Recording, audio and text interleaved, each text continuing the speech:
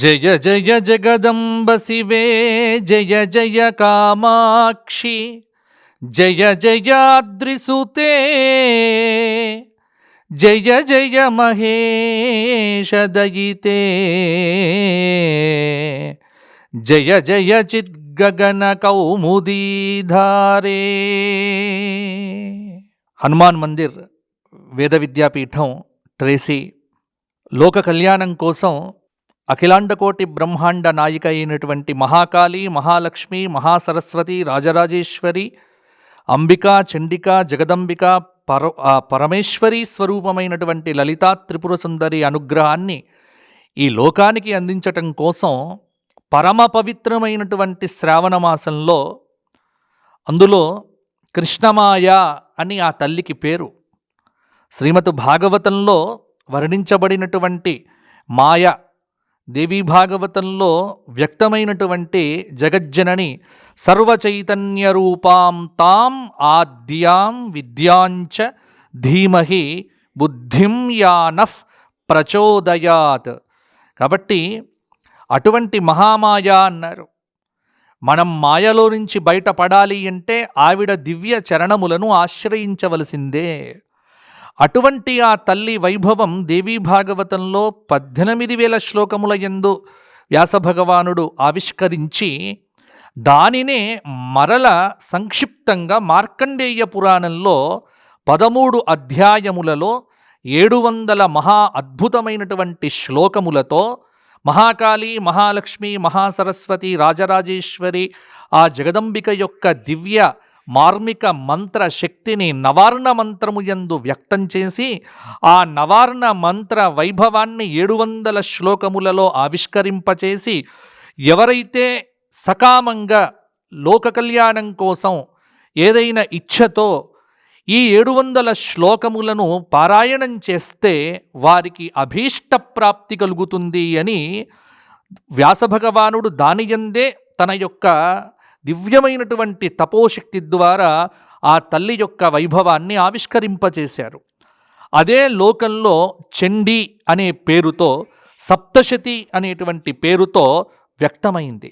చాలా అద్భుతమైనటువంటి ఒక దివ్యమైనటువంటి మంత్ర సముదాయము.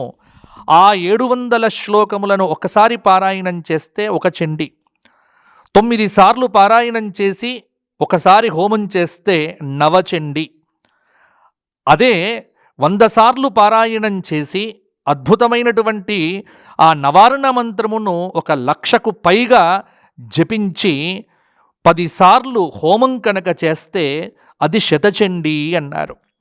అదేవిధంగా 1000 పారాయణములు చేసి 100 హోమాలు చేస్తే అది సహస్రచండీ అన్నారు. ఈ విధంగా కాత్యాయని స్మృతిలో, అమ్మవారి యొక్క వైభవంలో, శారదా కల్పం అనేటువంటి గ్రంథంలో ఈ శతచండీ విధానం అనేటువంటిది అద్భుతంగా ఆవిష్కరించబడ్డది. ఒక్కచోట ఇది చేస్తేనే దాని ఫలితం అచింత్యం, అప్రమేయం, అనంతం అన్నారు. అటువంటిది 100 పారాయణాలు చేసి 1,00,000కు పైగా నవారణ మంత్ర జప అనుష్ఠానం చేసి ఈ హోమం ఎవరైతే శతచండీ మహాయాగం చేస్తారో అక్కడ ప్రాదుర్భవించేటువంటి ఏదైతే శక్తి ఉందో అది అద్భుతము అన్నారు. కాబట్టి అటువంటి అద్భుతమైనటువంటి అవకాశాన్ని వేద విద్యాపీఠం హనుమాన్ మందిర్ ట్రేసీ ఈ ప్రాంత ప్రజలందరికీ కూడా అందించేటువంటి ఒక దివ్యమైనటువంటి సంకల్పాన్ని చింతమల్లి శర్మ గారు అద్భుతంగా కూడా వారు ఏర్పరచడం జరిగింది. మరి ఆగస్టు 13వ తేదీ నుంచి 5 రోజుల పర్యంతం, అందులో మధ్యలో శ్రీకృష్ణ భగవానుడు అవతరించినటువంటి శ్రావణ బహుళ అష్టమి, ఎందుకంటే అష్టమ్యాం నవమ్యాం అని 12వ అధ్యాయంలో అసలు ఈ చండీ యాగం ఎందుకు చెయ్యాలి, దానివల్ల వచ్చే ఫలితాలేంటి, ఉపసర్గా నశేషాంస్తు అంటే ఎన్ని ఫలితాలు అమ్మవారు స్వయంగా తన నోట చెప్పిందో. ఎందుకంటే ఆధ్యాత్మిక, ఆదిదైవిక, ఆదిభౌతికాది త్రివిధ తాపత్రయములను తొలగింపచేసేటువంటి ఆ జగజ్జనని యొక్క ఈ దివ్యమైనటువంటి సప్తశతి పారాయణము, ఆ శ్లోకములు అవి ఒక్కసారి వింటే చాలు సమస్తమైనటువంటి దురితములు తొలగిపోతాయి. అటువంటిది అద్భుతంగా నవారణ మంత్ర జపం ఎక్కడైతే జరుగుతుందో ఒక మహాశక్తి ప్రాదుర్భావం అనేటువంటిది జరుగుతుంది. ఆ ప్రాంతంలో అమ్మవారు స్వయంగా వచ్చి నివసిస్తుంది. అమ్మవారు మంత్రశక్తితో కూడా, ఎందుకంటే వేదమయీం నాదమయీం అని కావ్యకంఠ గణపతి ముని వర్ణించినట్టుగా ధరణిమయీం తరణిమయీం పవనమయీం గగన దహన హోతృమయీం అంబుమయీం ఇందుమయీం అంబా అనుకంపాం ఆదిమామీక్షే, అద్భుతంగా ఆర్యాశతకంలో మూక పంచాశతిలో చెప్పినట్టుగా ఆవిడే మొత్తం ఈ సమస్తమైనటువంటి జగత్తుకు కర్త కర్మ క్రియ ఆధారం. ఆవిడ వ్యక్తమైతేనే సృష్టి, ఆవిడ లేకపోతే సృష్టే లేదు.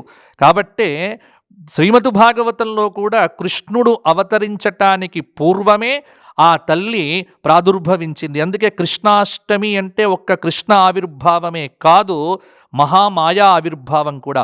ఆవిడ పేరు కృష్ణమాయ అన్నారు. అటువంటి కృష్ణమాయ పుట్టినటువంటి భవ్యమైనటువంటి దివసమున ఇక్కడ ఈ చండీ హోమం అనేటువంటిది, శతచండీ హోమం జరగటం అనేటువంటిది మీ అందరికీ భాగ్యము, అదృష్టము. దేవదేవుని చింతించు దినము దినము అని భగవంతుని యొక్క ఆ స్మరణ చేసిన రోజున అంతకంటే గొప్ప అదృష్టం ఏమిటి?